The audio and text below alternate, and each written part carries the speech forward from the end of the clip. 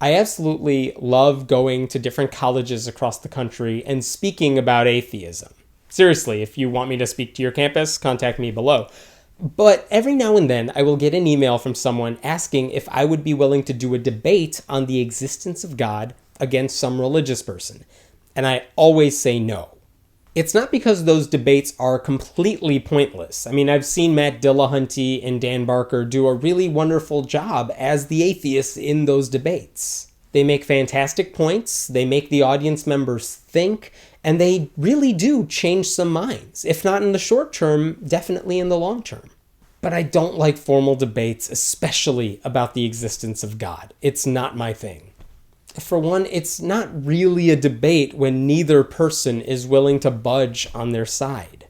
I know we want to persuade other people of our position, but you'll never see a debate, especially about the existence of God, where someone ever says, "Wow, that was a really good point. I got nothing to say to that. I was wrong. I'm going to sit down now." You're never going to see that one happen. And I'll admit, I'm part of the problem here. I really don't think there's anything a religious person could say to me at this point that A, I haven't heard before, or B, I haven't already rebutted in my mind. And if I'm probably going to stick to my position no matter what you say because I know your arguments and I already know they're bad, it's disingenuous to call it a debate. It's just two people trying to put on a show for the audience and trying to play logical gotcha games. Remember the Bill Nye and Ken Ham debate over evolution? Did anyone really think Ken Ham was suddenly going to embrace science? No. Did anyone think Bill Nye was suddenly going to fall to his knees and accept Jesus into his heart? Of course not. So what was the point? There was nothing to debate there. There was an objectively right and wrong way to look at that issue. It was like debating whether 2 + 2 = 4. You didn't need to do the debate for that one. And in the case of whether God exists, you have two sides trying to make points that neither of them can prove definitively. So again, I ask, what's the point?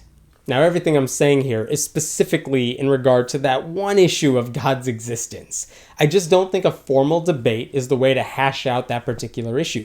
But I am more than open to watching debates and participating in debates if the answers really are up in the air when it comes to religion.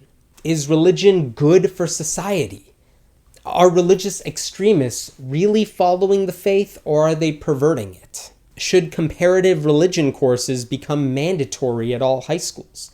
Those are debates where I think both sides could make really strong points. I think they could legitimately convince the other person of some of their arguments. And more importantly, those are debates where I could totally see one person saying, "You know, my opponent made some really good points there." But that never happens when it comes to debates about God's existence, and that's why I don't do them. Now, with all that being said, maybe there's some of you out there who have been convinced God didn't exist because you got some seeds planted into your mind when maybe you watched one of those debates, whether it was online or in person. If you really were convinced to change your mind on that issue, I'd love to hear about it. Please let us know below. My name is Hemant Mehta, and I write at friendlyatheist.com. Leave a comment below, and we'll be sure to check it out, and don't forget to subscribe.